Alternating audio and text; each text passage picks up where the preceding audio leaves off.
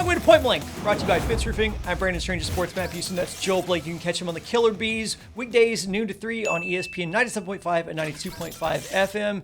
And hey, while you're here, please like this video, subscribe to the channel, comment below. We do appreciate it. Hey, Joel, welcome in. Buzz around the Rockets this week is all about John Wall. Wall says he wants to play now. Rockets say they are working with him to get him into game shape. At the beginning of the season, there was that press conference with Wall and Stone. They announced it was mutually decided Wall would sit while the team pursued a trade. What do you think has changed for Wall to motivate this change of heart? Well, I think there's a lot, Brandon. I think the first and foremost thing is it's the Janet Jackson League, right? What have you done for me lately? It doesn't matter how you looked when you were working out in the offseason. If you want any kind of interest from any other team in the league, they got to know that you can still play. And the fact that you're sitting in a Gilligan hat night after night on the bench with your finest fashions and jewelry does nothing for the Lakers or the Clippers or the 76ers, teams that might be interested in you. They need to see that you can still play at a high level, and you look like you're someone that could help their team. So I think that he's motivated by thinking, if I want to keep playing in this league and I miss the game and sitting and watching is driving me nuts, then I've got to do what's necessary to make myself attractive to other teams. Do you think that he's come to the realization now that maybe it's not going to be as easy to trade him as maybe he thought initially?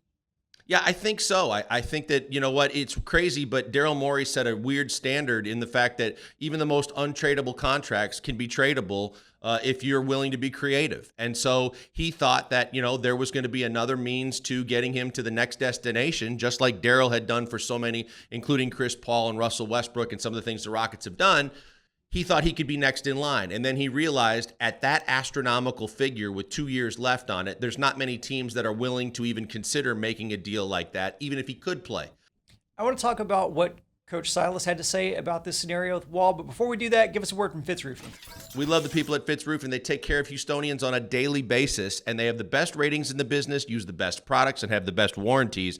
But more so than anything else, they don't cost you any money to see what they can do for you. If you've got a problem and you need their help, and it could be home repairs, a roof replacement, or fix a leaky roof, all you got to do is go to fitzroofing.com or call 832-521-3001. They'll do a free, no-obligation inspection. Costs you nothing. They come to you. They tell you what they can do. You want them to come back. You book the time. They're going to take care of you every step of the way. It's Fitz Roofing, making a difference, one home at a time. What I found interesting about Coach Silas's presser was how non-committal he was when asked about how they would use Wall. When they asked him, once he's in game shape, will you use him? And he said, yeah, but it has to be good for everybody. And he kind of stammered around and said, yeah, but it has to be good for the team, has to be good for him. To me, that sounds like there's still a disagreement between Wall and the organization about what his role should be on this team. Am I off on that? No, you're absolutely right, Brandon. I think it stems from the fact that there's a disconnect between your head coach and your general manager in a lot of ways. And if you read some of the reports, Rafael Stone feels comfortable interrupting Silas's practices to come onto the floor and tell him what he expects and what he wants of players and the team, instead of leaving that in the hands of your head coach and private discussions that you and the general manager might have off the court. I think Rafael Stone wants to cater to John Wall, and I think that he has done that by what we've seen in allowing him to sit out and not be hurt and just sit out and collect a check. I think that Stephen Silas realizes it's a very delicate balance right now with these young kids.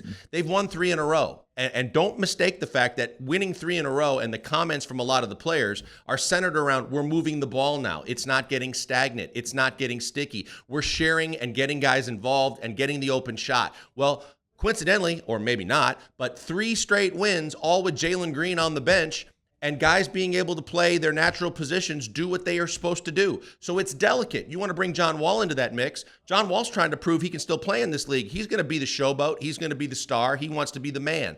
We don't need to see that with the Rockets right now. We need to see the development of the players that can and want to be a part of the Houston Rockets. So I think that that's where you're kind of in a tough situation if you're Stephen Silas. You want to continue to do what you've been doing with the guys you've been using because it's working. And now you could tinker and bring Wall in. Yes, it could work, but it also could go drastically wrong. And he could be the guy as a veteran presence in that locker room that has a negative effect on all the young kids that are trying to find their way. So that's why I think Silas has a lot of apprehension in terms of how he handles this situation. Well, Mark Berman asked Coach Silas whether this could be a distraction. And Silas initially brushed it off, but then kind of backtracked and said maybe it could be as it gets closer to him playing. And you have to think of part of, if not the entire reason that the Rockets were okay with John not playing was for that exact reason, right? The team has a goal of developing the young talent it has, be committed to getting these young guys critical game experience, allowing them the opportunity to learn how to play together, more importantly, how to win. And they don't want this disagreement with Wall to come to a head and become a distraction.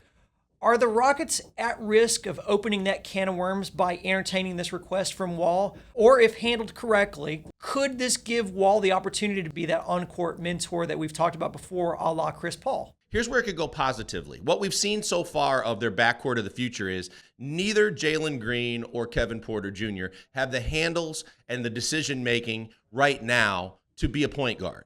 So if you want to make the best decision for this team where it could work out, if John Wall comes in as a veteran point guard that just wants to fit in and help this team win, he plays the point, Kevin Porter Jr. plays the 2, and Jalen Green plays the 3. Now they don't have to worry about all those decision-making processes and handling the ball and not turning it over. They just need to do what they do best, which is when you get the ball in your hands, make the right play. John Wall will get you into your offense. John Wall, if he's focused playing the right way for the team, could do a lot of good to help this team to even win more games and play better, including getting Christian Wood more involved. The variable that you have to be worried about is John Wall, like we said, is playing for where he was going to play next. It's a video resume, and he's trying to prove that other teams want him because he can play and do things that, as an individual, are important to him. That's where the goals have a disconnect. The team has one set of goals. John has another. I don't know that you're going to find the mix.